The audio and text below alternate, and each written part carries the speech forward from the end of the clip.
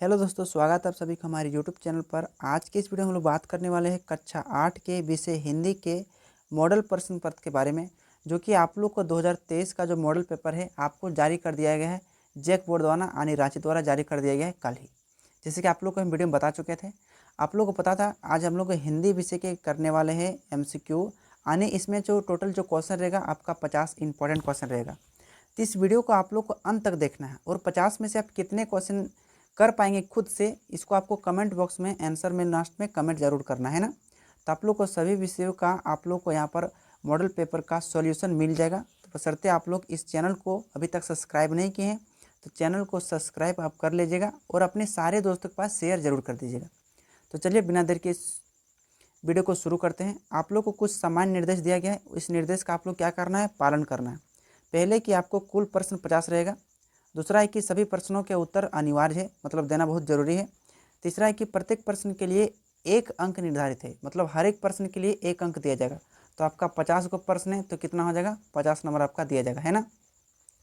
उसके बाद कहा है कि प्रत्येक प्रश्न में 4 विकल्प दिए गए हैं, है ना। प्रत्येक प्रश्न के 4 विकल्प दिए गए हैं, सही विकल्प का चयन करें। यानी आपके पास 4 गो ऑप्शन रहेगा, चारों ऑप्शन में से आपको जो वाला ऑप्शन एक राइट वाला होता है उसका सही चुनाव करना पड़ता है।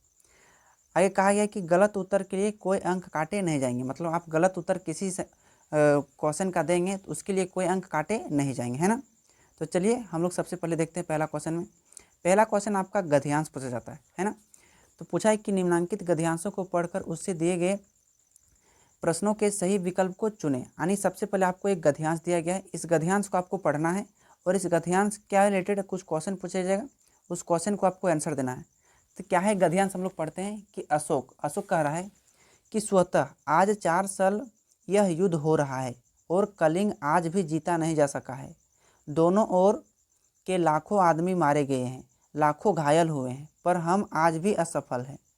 क्या होगा इसका परिणाम। तो इसके द्वारपाल क्या बोल रहे हैं कि द्वारपाल सिर झुकाकर बोल रहे हैं कि राजन स्वानदाता आना चाहता है। तो अशोक बोल रहा है कि आने दो, है ना। आगे क्या कह रहा है, उसके बाद फिर संवाददाता बोल रहा है कि प्रवेश कर महाराज अशोक की जय बोला। संवाददाता जैसे ही अंदर घुसा ना तो बोला कि महाराज की जय हो। उसके बाद शुभ संवाद है, गुप्तचर समाचार लाया है कि कलिंग के महाराज लड़ाई में मारे गए हैं। कौन बोला, संवाददाता ने कहा, है ना। तो यह कुछ क्या क्या है, ये गद्यांश कुछ यहाँ से यहाँ लिखा है। इस गद्यांश में आपका क्वेश्चन यानी सवाल क्या पूछा गया है, ध्यान से देखिए। 1 नंबर में कहा है कि उपरोक्त पंक्तियाँ लेखक कौन है, उपरोक्त पंक्तियों के लेखक कौन है। यानी ये जो लाइन आपको जो लिखा गया है, ये लाइन किस चैप्टर से लिया गया है और किस चैप्टर का इसका लेखक कौन है। तो यहाँ पर 4 गो आपके पास ऑप्शन है, ज्ञान रंजन है या बंशीधर श्रीवास्तव है या प्रेमचंद है या रामचंद्र शुक्ल है। तो इसका सही जो आंसर हो जाएगा, इसका सही आंसर हो जाएगा बंशीधर श्रीवास्तव। यानी उपरोक्त पंक्तियाँ के लेखक कौन है, बंशीधर श्रीवास्तव। 1 नंबर का बी नंबर आपका राइट आंसर हो जाएगा। दूसरा सवाल पूछा है कि कौन आज भी जीता नहीं जा सका, है ना। आपके पास क्वेश्चन है कौन आज भी जीता नहीं जा सका, वर्मा, नेपाल, कलिंग या चीन। तो कौन आज भी जीता नहीं जा सका, कलिंग आज तक भी जीता नहीं जा सका। तो 2 गो प्रश्न पूछा था क्वेश्चन नंबर 1 में, तो 2 गो कंप्लीट हुआ। अब नेक्स्ट देखते हैं इसमें क्या कहा गया। इसमें कुछ पत्र आपके पास लिखा गया, क्या है कि कक्षा में प्रथम आने पर अपने पिता को लिखे गए इस पत्र में छूटे गए अंश को भरिए, जो प्रश्न संख्या 3, 4, 5 के रूप में बॉक्स में क्रमांकित है। मतलब एक पत्र लिखा गया है, इस पर कहीं कहीं आपको खाली घर में जगह छूटा गया है, उस खाली घर जगह को आपको क्या करना भरना पड़ेगा।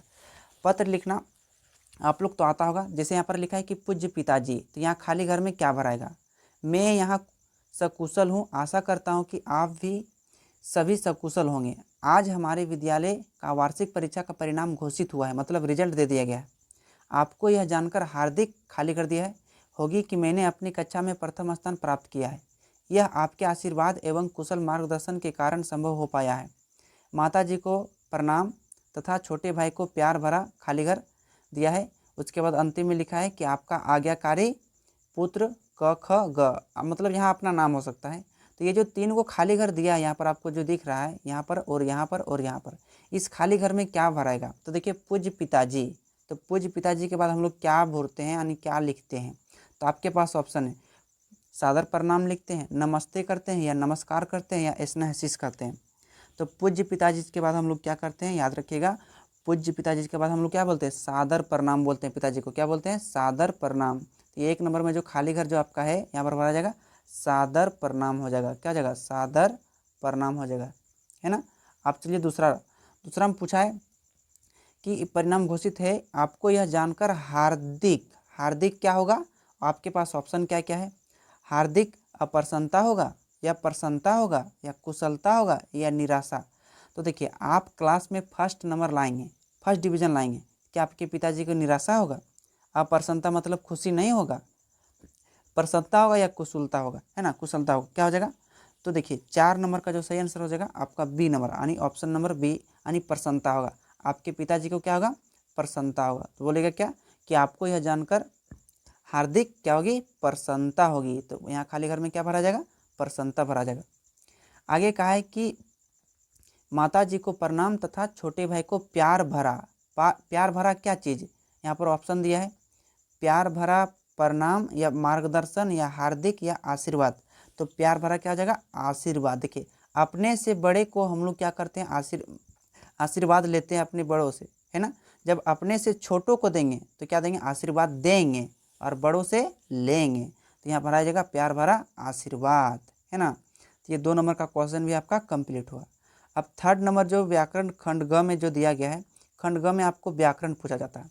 व्याकरण में क्वेश्चन पूछा गया है 6ठा नंबर कि तालाब शब्द का पर्यायवाची शब्द कौन नहीं है, यानी कौन वाला नहीं है। देखिए सरोवर, तालाब शब्द का पर्यायवाची शब्द तो है, सर का मतलब भी क्या होता है, ये भी है, पोखर का मतलब भी तालाब होता है, सरिता का मतलब तालाब नहीं होता है। तो इसका सही जो आपका आंसर हो जाएगा ऑप्शन नंबर सी, सरिता मतलब तालाब नहीं होता है।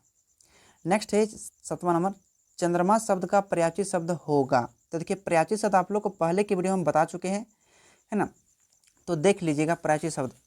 तो चंद्रमा शब्द का पर्यायवाची शब्द होगा, तो चंद्रमा का पर्यायवाची शब्द क्या होगा, रश्मि होगा या शशि होगा या रसाल होगा या सरोज होगा। तो चंद्रमा शब्द का जो पर्यायवाची शब्द जो होगा शशि होगा। शशि मीन्स क्या होता है, चंद्रमा, ऑप्शन नंबर बी। नेक्स्ट 8वां नंबर, शीश शब्द का तद्भव रूप कौन सा होगा, तद्भव, है ना, तत्सम के बिगड़े रूप को तद्भव कहते हैं।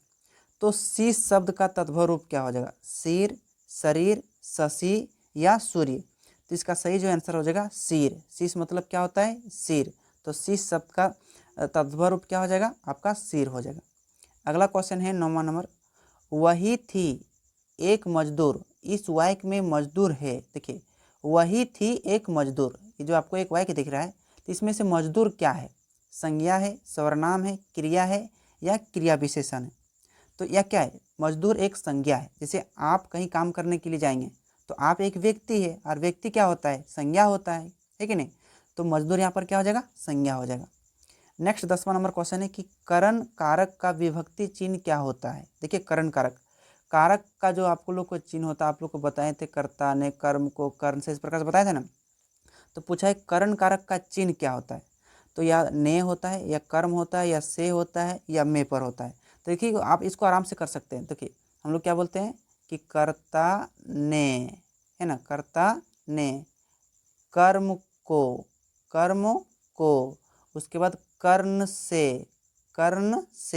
तो देखिए यहाँ कर्ण कारक का पूछा है, तो कर्ण कारक का चिन्ह क्या आ रहा है, तो देख सकते हैं कर्ण कारक का चिन्ह क्या जा रहा है, मेरा से आ रहा है। तो से कौन सा ऑप्शन में है, तो ऑप्शन मेरा सी नंबर में है। तो सी नंबर आपका राइट आंसर यानी सही आंसर हो जाएगा। अगला प्रश्न की ओर हम लोग बढ़ते हैं। 11वां नंबर में क्वेश्चन कहा गया कि हंसते हुए मुख वाला शब्द समूह के बदले एक शब्द होगा, यानी हंसते हुए मुख वाला शब्द जो है इसके बदले में एक शब्द क्या हो जाएगा। अनेक शब्दों के लिए एक शब्द जो है ना उसे पूछा गया है कि हंसते हुए मुख वाला, इसके बदले में अनेक शब्दों के लिए एक शब्द क्या होता है, हठीला या हंसोड़ या हंसमुख या हठपन। तो इसका सही जो आंसर हो जाएगा 11 नंबर का हो जाएगा ऑप्शन नंबर सी, यानी हंसते हुए मुख वाला को हंसमुख बोलेंगे। हंसते हुए मुख वाला क्या बोलेंगे, हंसमुख बोलेंगे। नेक्स्ट क्वेश्चन है कि आस्तीन का सांप मुहावरे का सही अर्थ क्या है। आस्तीन का सांप मतलब आस्तीन का सांप, इसका मुहावरा का अर्थ क्या होता है, असली मित्र या कपटी मित्र या प्यारा मित्र या अन्य मित्र। तो इसका सही जो आंसर हो जाएगा ऑप्शन नंबर बी, आस्तीन का सांप का मतलब होता है कपटी मित्र। क्या होता है, कपटी मित्र। नेक्स्ट क्वेश्चन है कि परोपकार का संधि विच्छेद क्या होगा। परोपकार का संधि विच्छेद क्या होगा। आपके पास ऑप्शन है परा प्लस उपकार, या पर प्लस उपकार, या परो प्लस उपकार, या परो प्लस कार। तो परोपकार का संधि विच्छेद क्या हो जाएगा, आप खुद से भी डिसाइड कर सकते हैं। तो परोपकार का संधि विच्छेद हो जाएगा पर प्लस उपकार, पर प्लस उपकार बराबर क्या हो जाएगा, परोपकार, है ना। ऑप्शन नंबर बी सही आंसर हो जाएगा। नेक्स्ट क्वेश्चन की तरफ बढ़ते हैं। 14 नंबर का है कि खेल कूद किस प्रकार का समास है। देखिए यहाँ जो आपको बीच में संयोजक चिन्ह दिख रहा है ना खेल कूद में, तो खेल कूद यहाँ बीच में आपको क्या दिख रहा है, संयोजक चिन्ह। तो ये संयोजक चिन्ह जो होता है ना और को दर्शाता है। क्या दर्शाता है, और को। और मतलब ये दो को जो वाक्य है यानी शब्द जो है ये दोनों को जोड़ रहा है। तो आप लोग को बताए थे समास में आप लोग को द्वंद्व समास। समास 6 प्रकार के होते हैं, इसमें से द्वंद्व भी एक क्या है, समास है। तो खेल कूद एक द्वंद्व समास है। कौन समास है, द्वंद्व समास। ऑप्शन नंबर बी आपका सही आंसर हो जाएगा। नेक्स्ट है कि जय शब्द का विलोम शब्द क्या होगा। तो जय का विलोम शब्द आप लोग को बता चुके हैं पहले। जय का क्या हो जाएगा, पराजय। क्या हो जाएगा, पराजय। नेक्स्ट है कवि शब्द का स्त्रीलिंग रूप क्या होगा। तो कवि का स्त्रीलिंग रूप क्या होगा, कवित्री, कवयत्री, या कवियत्री, या कवयित्री। तो कवि शब्द का स्त्रीलिंग रूप क्या हो जाएगा, तो इसका सही आंसर हो जाएगा ऑप्शन नंबर डी यानी कवियत्री हो जाएगा। क्या हो जाएगा, कवियत्री। नेक्स्ट है कि मैं भी बहुत भयभीत था। इस वाक्य में परविशेषण क्या है। देखिए विशेषण के बारे में आप लोग को पहले इस वीडियो में बता चुके हैं। मैं भी बहुत भयभीत था, तो इसमें से भयभीत क्या है ना, यानी परविशेषण क्या है, मैं या भी या बहुत या भयभीत। तो इसका सही जो आंसर हो जाएगा क्वेश्चन नंबर 17 का, क्वेश्चन नंबर 17 का हो जाएगा सी, यानी बहुत जो है यहाँ पर क्या है, परविशेषण। जो विशेषण की विशेषता बताता है उसे परविशेषण कहते हैं। तो मैं बहुत भयभीत था, बहुत था, क्या था, बहुत भयभीत था। तो यहाँ पर बहुत क्या हो जाएगा, परविशेषण हो जाएगा। अगला क्वेश्चन है उपवन शब्द में कौन सा उपसर्ग प्रयुक्त हुआ है। देखिए उपसर्ग और प्रत्यय ये आपके एग्जाम में पूछा ही जाएगा तो जाएगा। यहाँ पूछा है उपसर्ग, कौन सी में, उपवन में। तो उपवन का संधि विच्छेद करेंगे तो क्या हो जाएगा, उप जोड़ वन। तो क्या पूछा है, उपसर्ग। देखिए कोई भी शब्द जो पहले जुड़ता है उसे उपसर्ग और बाद वाला को प्रत्यय। तो यहाँ पूछा है उपसर्ग, तो उपसर्ग क्या हो जाएगा, आपका उपसर्ग हो जाएगा उप। कौन सा उपसर्ग हो जाएगा, उप। कौन सा ऑप्शन में है, ऑप्शन नंबर सी में। तो सी नंबर आपका सही आंसर हो जाएगा। 19 नंबर क्वेश्चन है कि उपकार शब्द में किस उपसर्ग के संयोग से परोपकार शब्द बन जाएगा। देखिए क्या है, उपकार शब्द है, एक पहले शब्द क्या दे दिया है, उपकार, उपकार। इसमें क्या पूछा है कि उपसर्ग, उपसर्ग मतलब क्या करेंगे, पीछे जोड़ेंगे। तो देखिए इसमें परा जोड़ेंगे पीछे तो हो जाएगा पराउपकार, ये तो गलत हो जाएगा। तो इसमें क्या जोड़ना पड़ेगा, पर जोड़ना पड़ेगा। क्या जोड़ना, पर। तो पर प्लस उपकार क्या हो जाएगा, परोपकार।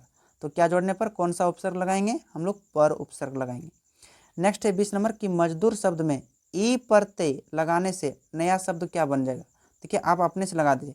ई जो होता है ना बड़ी ई, तो यहाँ बड़ी ई को लगाते हम लोग नहीं है। अब बड़ी ई को किस तरह से लगाते हैं, ध्यान से देखिए। ये र है तो बड़ी ई का मतलब होता है दाहिना साइड से चढ़ाएंगे तो क्या हो जाएगा, मजदूरी।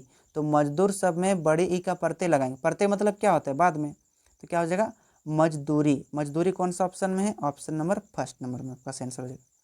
आप देखिए आगे जो सवाल जो आपका है, आपका पाठ्य पुस्तक से पूछा गया है, मतलब आपके किताब से पूछा गया। क्वेश्चन है कि पुष्प की अभिलाषा कविता में पुष्प किसके प्रति समर्पित है। जो आपका चैप्टर है पुष्प की अभिलाषा, कविता में पुष्प किसके प्रति समर्पित है, मातृभूमि और वीर के, या किसान के, या देवी देवता के, या सुरबाला के। तो इसका सही जो आंसर हो जाएगा ऑप्शन नंबर 1 मातृभूमि और वीर के। अगला क्वेश्चन है छोटा जादूगर कहानी के कहानीकार कौन है। जो छोटा जादूगर है इस कहानी के कहानीकार कौन है, मतलब किसने लिखा है, मुंशी प्रेमचंद ने, या सूर्यकांत त्रिपाठी निराला ने, या जयशंकर प्रसाद ने, या महादेव टोप्पो ने। तो किसने लिखा है, तो 22 नंबर का जो सही आंसर हो जाएगा option number C Jaishankar Prasad ने लिखा है छोटा जादूगर कहानी को। अगला क्वेश्चन है 23 नंबर, कार्निवल के मैदान का माहौल कैसा था। तो कार्निवल मैदान का माहौल कैसा था, आपके पाठ से पूछा गया है। खुशनुमा था, या विशान दुर्नुमा था, या नीरस था, या अजीब था। तो 23 नंबर का सही जो आंसर हो जाएगा ऑप्शन नंबर 1 खुशनुमा था। क्या था, खुशनुमा था। नेक्स्ट है कि किसका जव्वर सबसे भयानक होता है। किसका जव्वर सबसे भयानक होता है, सत्संग का, कुसंग का, सच्चाई का, या अच्छाई का। तो 24 का सही आंसर हो जाएगा कुसंग का। इसका जो जौहर होता है सबसे भयानक होता है ना। नेक्स्ट क्वेश्चन है 25वां नंबर, किस अवस्था में मित्रता की धुन सवार रहती है? कौन सी अवस्था में मित्रता की धुन सवार रहती है? युवावस्था में, या बालपन अवस्था में, या छात्रावस्था में, या वृद्धावस्था में? तो 25 नंबर का सही जो आंसर हो जाएगा ऑप्शन नंबर 1, युवा अवस्था में जो होता है मित्रता की धुन सवार रहती है। नेक्स्ट है कि चलने से पहले किसका अनुमान कर लेना चाहिए? तो चलने से पहले किसका अनुमान कर लेना चाहिए? पथ का, नदी का, पहाड़ का, या मित्र का? तो इसका सही जो आंसर हो जाएगा ऑप्शन नंबर 1, पथ का। ये जो जितना भी क्वेश्चन पूछा गया है आपके चैप्टर से पूछा गया, किताब से। नेक्स्ट है कि बड़े भाई साहब पाठ में कनकौआ का क्या अर्थ होगा? जो बड़े भाई साहब जो है इस पाठ में कनकौआ का क्या मतलब होता है? चिड़िया होता है, या पतंग होता है, या आसमान होता है, या बिजली होता है? जो 27 नंबर का आपका सही आंसर हो जाएगा पतंग। बड़े भाई भाई में कनकौआ का मतलब क्या होता है? पतंग होता है। ऑप्शन नंबर बी सही आंसर हो जाएगा।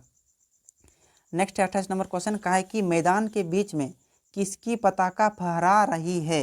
मैदान के बीच में किसकी पताका फहरा रही है? मगध का, कलिंग का, या साक्य का, या चालुक्य का? तो 28 का जो सही आंसर हो जाएगा ऑप्शन नंबर ए, यानी मगध का फहरा रहा है, क्योंकि मगध कलिंग पर विजय प्राप्त कर गया था, है ना। नेक्स्ट है कि बुढ़िया गांव के किस दिशा में रहती थी? जो बुढ़िया जो थी गांव के किस दिशा में रहती थी? पूरब में, पश्चिम में, उत्तर में, या दक्षिण में? तो 29 नंबर का जो सही आंसर हो जाएगा ऑप्शन नंबर ए, यानी बुढ़िया जो थे गांव के पूरब दिशा में रहती थी। अगला क्वेश्चन आपके सामने है, कहा गया है कि किसका तन थक गया था? किसका तन थक गया था? बुढ़िया का, पति का, बेटा का, या बेटी का? तो 30 का सही जो आंसर हो जाएगा ऑप्शन नंबर 1, बुढ़िया का तन थक गया था। 31वां क्वेश्चन है कि लेखक के घर के सामने किसका पेड़ था? आम का, अमरूद का, जामुन का, या कटहल का? तो आप लोग को सबको पता होगा, तो लेखक के घर के जो सामने जो पेड़ था उस पेड़ का नाम क्या था? उस पेड़ का नाम था अमरूद, है ना। तो इसका आंसर हो जाएगा ऑप्शन नंबर बी। अगला प्रश्न है 32वां नंबर, कहाँ के अमरूद प्रसिद्ध है? पटना के, रांची के, इलाहाबाद के, या लखनऊ के? तो 32 का जो सही आंसर हो जाएगा इसका ऑप्शन नंबर सी, यानी इलाहाबाद के जो अमरूद थे वहाँ के अमरूद प्रसिद्ध थे। नेक्स्ट क्वेश्चन है कि बस में यात्रा के समय लेखक के कितने बच्चे उनके साथ थे? मतलब जब बस में यात्रा कर रहे थे तो लेखक के कितने बच्चे उसके साथ थे? 2 बच्चे, 3 बच्चे, 4 बच्चे, या 1 बच्चे? आपके पास ऑप्शन है। तो 33 का जो सही आंसर हो जाएगा ऑप्शन नंबर बी, यानी 3 बच्चे साथ में थे। कितने बच्चे? 3 बच्चे। अगला प्रश्न है कि बस के यात्रियों ने कैसी बातें शुरू कर दी? जो बस में जो बैठा था यात्री किस तरह की बातें शुरू कर दिया था? तरह तरह की, या बेकार की, या काम की, या अफवाह की? तो जो 34 का सही आंसर हो जाएगा ऑप्शन नंबर 1, यानी तरह तरह की बातें शुरू कर दिया गया था बस के यात्रियों ने। अगला प्रश्न आपके सामने 35 नंबर, कि भारत ने राम से क्या आग्रह किया था? यानी क्या किए? वापस चले, या वन में रहें, या तपस्या करें, या भाग जाए? तो जब भरत गया था वनवास राम को बुलाने के लिए कि चलिए आप राजगद्दी में चलिए, बैठ चलिए, तो भारत ने राम को क्या संदेश दिया था? तो ऑप्शन जो हो जाएगा इसका सही आंसर ऑप्शन नंबर ए, यानी वापस चले। क्यों? क्योंकि राम को लेने के लिए आया था भारत।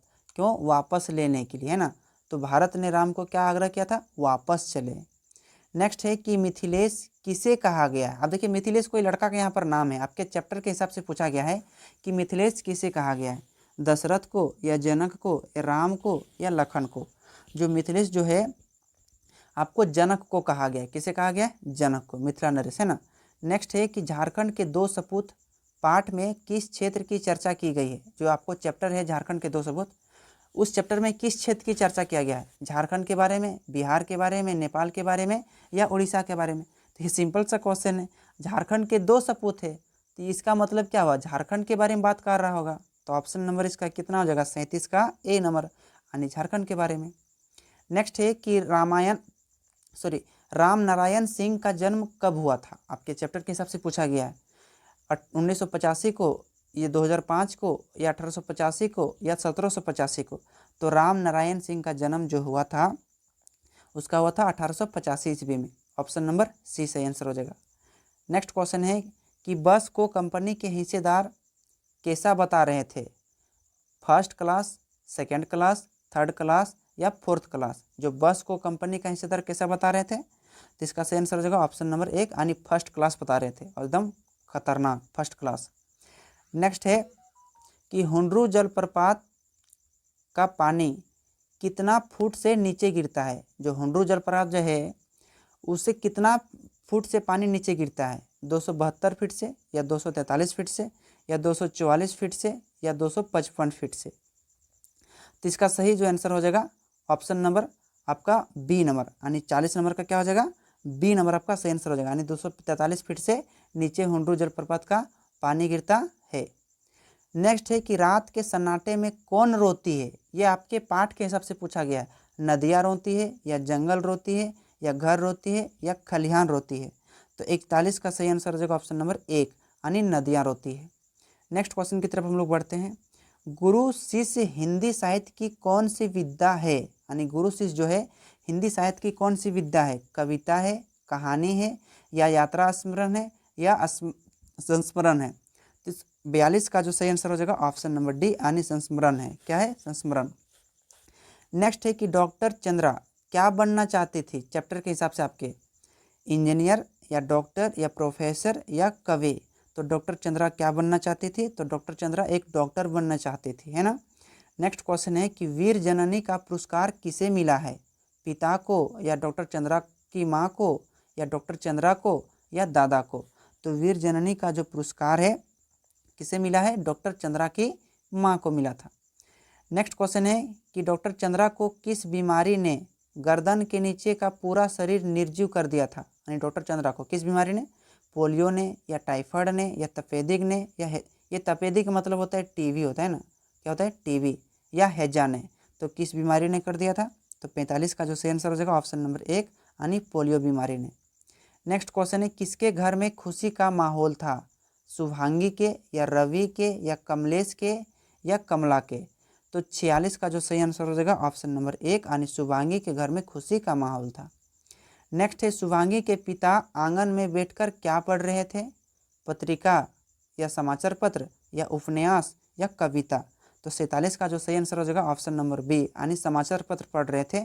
शुभांगी के पिता आंगन में समाचार पत्र पढ़ रहे थे। नेक्स्ट है कि तालाब बांधता धर्म स्वभाव के रचनाकार कौन है। जो आपका चैप्टर जो लिखा गया है इस चैप्टर का रचनाकार कौन है, अनुपम मिश्र है या महादेवी वर्मा है या शिवानी है या निर्मला पुतुल है। तो 48 का जो सही आंसर होगा ऑप्शन नंबर 1 अनुपम मिश्र ने लिखा था। नेक्स्ट है कि बिहार के किस इलाके में अकाल के समय गांव ने मिलकर 63 तालाब बनवाए थे। तो कौन से इलाके में, पटना में या औरंगाबाद में या दरभंगा में या मधुबनी में। तो 49 का जो सही आंसर हो जाएगा ऑप्शन नंबर डी यानी मधुबनी के लोगों ने। नेक्स्ट है कि छेरा छेरा त्यौहार किस राज्य में मनाया जाता है। तो छेरा छेरा त्यौहार किस राज्य में मनाया जाता है, तो 50 ऑप्शन दिया है, तमिलनाडु में, छत्तीसगढ़ में, हरियाणा में या बिहार में। तो इसका सही आंसर हो जाएगा ऑप्शन नंबर बी यानी छत्तीसगढ़ में बनाया जाता है। तो इस प्रकार से आपका 50 जो क्वेश्चन था मॉडल पेपर 2023 का उसका आप लोग कंप्लीट सॉल्यूशन कराएं क्वेश्चन आंसर के साथ। उम्मीद कर रहे हैं कि ये 50 में से 50 क्वेश्चन आप राइट किए होंगे यानी सही किए होंगे। आप अपने सवालों का जवाब आप कमेंट बॉक्स में दीजिए। जैसे आपका आंसर 45 नंबर आया तो 45/50 लिखकर आप कमेंट बॉक्स में हमको कमेंट जरूर कीजिएगा और इस वीडियो को अपने दोस्तों के पास शेयर कर दीजिएगा ताकि आपका दोस्त को भी पता चल सके और एग्जाम में बेहतर नंबर उठा सके। और अभी तक आप हमारे चैनल को सब्सक्राइब नहीं किए तो हमारे चैनल को सब्सक्राइब करके बेल आइकन को दबा दीजिएगा ताकि हमारे आने वाले हर एक वीडियो का नोटिफिकेशन सबसे पहले आप तक पहुँच सके। चलिए फिर मिलते हैं अगले वीडियो में, तब तक के लिए धन्यवाद।